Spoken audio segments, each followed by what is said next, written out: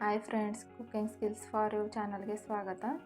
ನಾನು ಇವತ್ತು ನಿಮಗೆ ಸರಳ ವಿಧಾನದಲ್ಲಿ ಬೀನ್ಸ್ ಸಬ್ಜಿ ಹೇಗೆ ಮಾಡೋದು ಅಂತ ಹೇಳಿಕೊಡುತ್ತೇನೆ.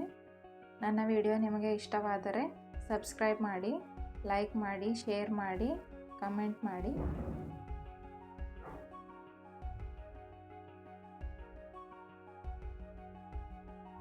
ನೋಡಿ ಫ್ರೆಂಡ್ಸ್, ನಾನು 1/4 kg ಬೀನ್ಸ್ ತೊಗೊಂಡಿದ್ದೀನಿ. 2 ಈರುಳ್ಳಿ, ಸ್ವಲ್ಪ ಬೆಳ್ಳುಳ್ಳಿ, ಹಾಗೆ ಸ್ವಲ್ಪ ಕೊತ್ತಂಬರಿ, ಸ್ವಲ್ಪ ಕರಿಬೇವು ತೊಗೊಂಡಿದ್ದೇನೆ. ಹಾಗೆ ಗ್ರೀನ್ ಚಿಲ್ಲಿ, ಹಸಿಮೆಣಸಿನಕಾಯಿ ಅಂತಾರಲ್ವ ಅದು. ಬೀನ್ಸು ಚಿಕ್ಕ ಚಿಕ್ಕದಾಗಿ ಹೀಗೆ ಕಟ್ ಮಾಡ್ಕೋಬೇಕು. ಮೊದಲಿಗೆ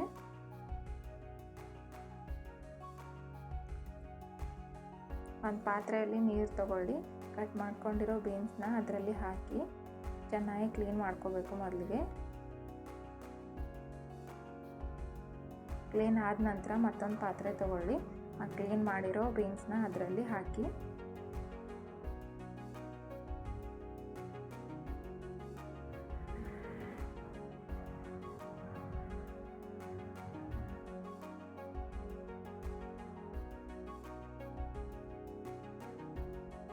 ಸ್ವಲ್ಪ ಗ್ರೀನ್ ಚಿಲ್ಲಿ ತಗೊಳ್ಳಿ. ಅದರಲ್ಲಿ ಸ್ವಲ್ಪ ಆಯಿಲ್ ಹಾಕಿ ಚೆನ್ನಾಗಿ ರೋಸ್ಟ್ ಮಾಡಬೇಕು. ರೋಸ್ಟ್ ಮಾಡೋದ್ರಿಂದ ಸಬ್ಜಿಯಲ್ಲಿ ಇನ್ನೂ ರುಚಿ ಹೆಚ್ಚಾಗುತ್ತೆ.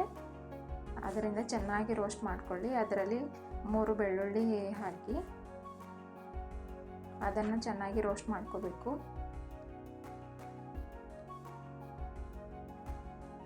ಮಾಡ್ಕೊಂಡಾದ ನಂತರ ಮತ್ತೊಂದು ಪಾತ್ರೆಯಲ್ಲಿ ತೆಗೆದಿಟ್ಕೊಳ್ಳಿ.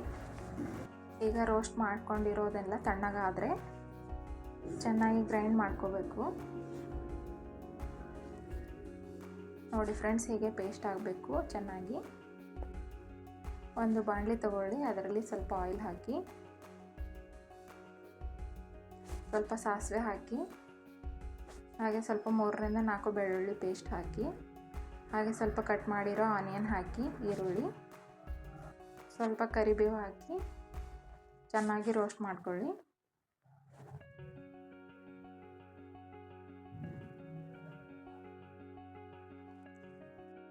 ಗ್ರೀನ್ ಚಿಲ್ಲಿ ಪೇಸ್ಟ್ ಹಾಕಿ, ಹಾಗೆ ಸ್ವಲ್ಪ ಅರಿಶಿಣದ ಪುಡಿ ಹಾಕಿ ಚೆನ್ನಾಗಿ ಮಿಕ್ಸ್ ಮಾಡ್ಕೊಳ್ಳಿ.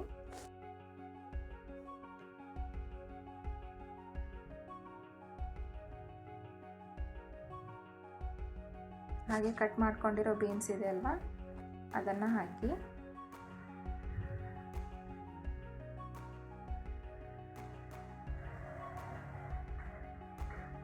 ಚೆನ್ನಾಗಿ ಮಿಕ್ಸ್ ಮಾಡ್ಕೋಬೇಕು.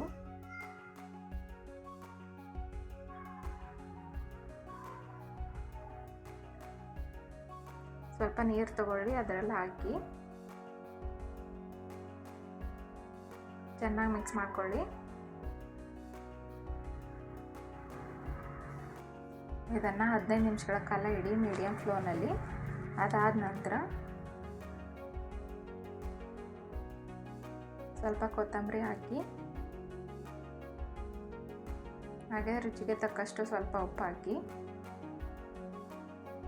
ಹಾಗೆ ಕಡಲೆ ಬೀಜ ಪೌಡ್ರ್ ಇದೆಯಲ್ಲ ಅದನ್ನು ಸ್ವಲ್ಪ ಹಾಕಿ ಚೆನ್ನಾಗಿ ಮಿಕ್ಸ್ ಮಾಡ್ಕೊಳ್ಳಿ.